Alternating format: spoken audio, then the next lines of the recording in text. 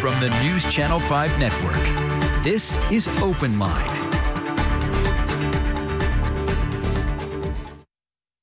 Hello, everyone. Important show tonight. Glad you're with us. We're talking about redistricting and how it will impact the black community, minority voters. Of course, the redistricting maps have been proposed. They, for the first time, would divide Davidson County into 3 separate congressional districts.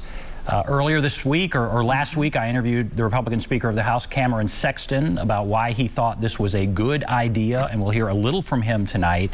But tonight, I want to hear from the NAACP, and we have the president of the NAACP for the state of Tennessee with us tonight, Gloria Sweetlove. And we also have with us Dr. Sekou Franklin. He is also with the NAACP. He is part of the redistricting, I guess, coordinator for the NAACP. So thanks to you both for joining us via Zoom, as our guests do. Thank you both for coming on.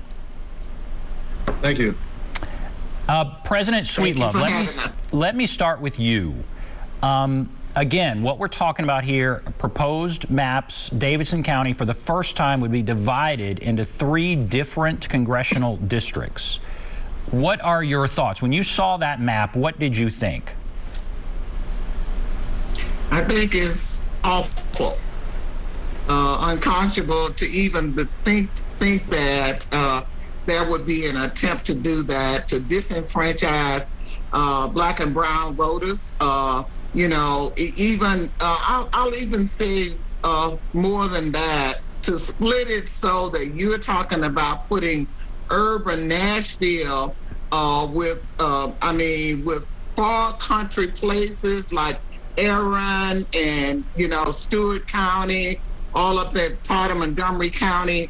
I couldn't believe it. You know, we've taken the time. That's Sekou Franklin, who's on with me, is our state chair of our redistricting committee, and we've been working since last year sometime, educating people across the state. We have met with the chair of the redistricting committee. We've had hearings, which the state doesn't automatically do, but we've had public hearings to make sure there was public input.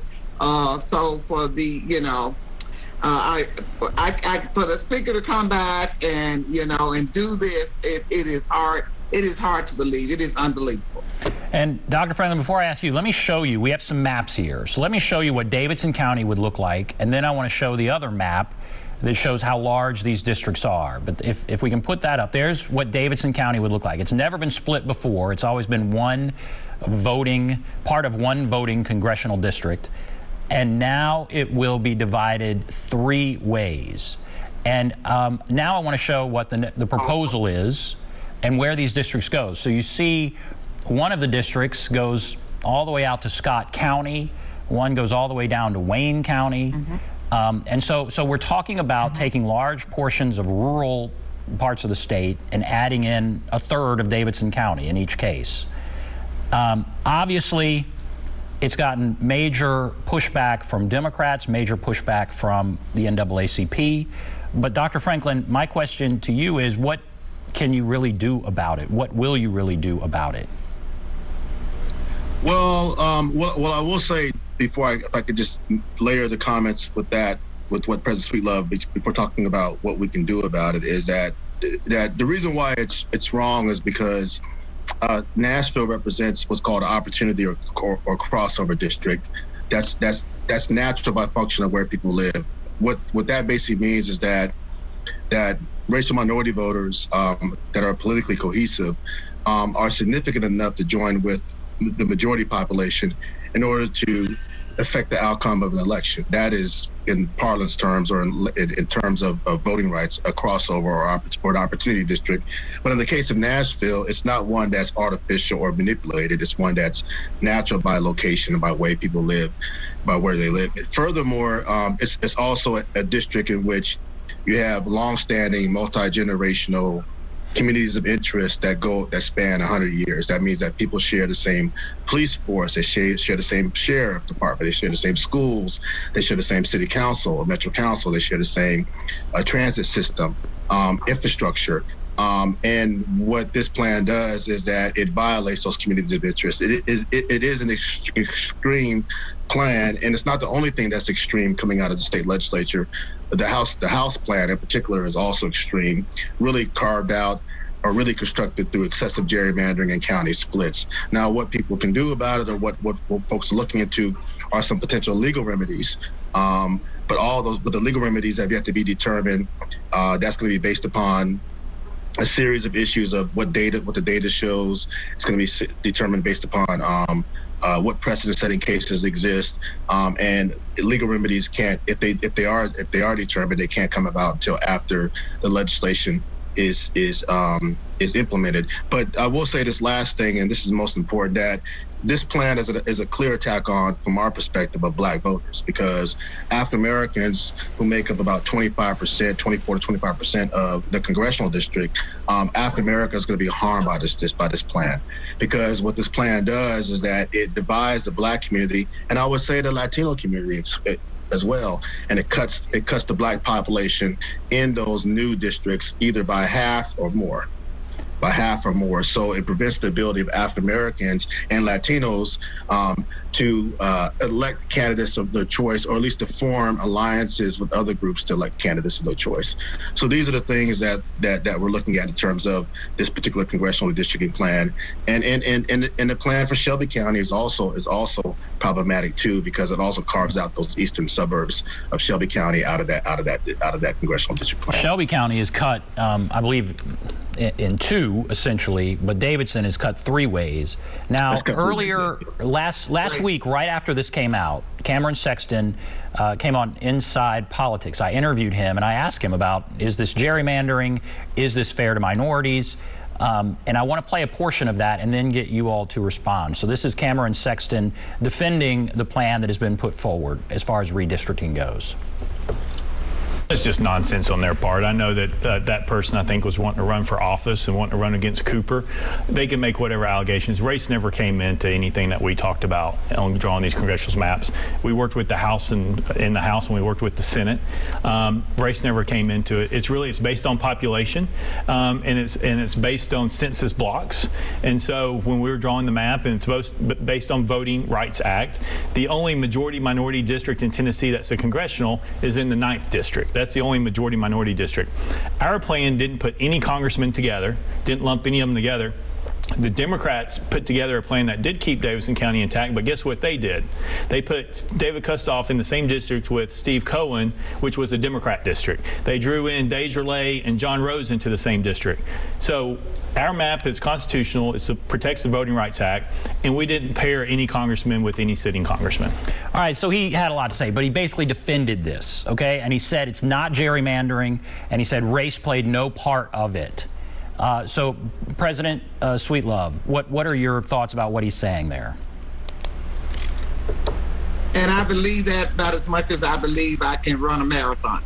The fact that today I saw something where they'd actually changed the 9th district, because originally they were talking about putting all of Tipton County, where Covington is, in the 9th district with Congressman Cohen. But today they would split and give Kustoff the eastern half of Tipton and give Cohen the western half. I definitely think it's gerrymandering. I think it clearly violates the Voting Rights Act. We believe that.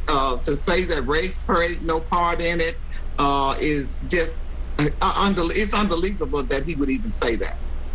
Dr. Franklin, what do you think? Dr. Franklin, yeah, what do you think? Yeah, I mean, the way the redistricting process works is that the universe of the redistricting process is that the map makers are so skilled and sophisticated that they can determine where to draw maps down to the house. This map is done with, not only is it so extreme, but the carving of this district is done with such precision and it's so surgical that it would be impossible to conclude that race was not a factor. Race was part of the factor, and there's some background discussion that we saw last summer of some conservatives, if I use that word, about the configurations of how you would split maps versus Shelby County and Davidson County, in which race was was part of that discussion. We've seen some background information about that shows that clearly some of the people that were involved in the redistricting process took race into consideration.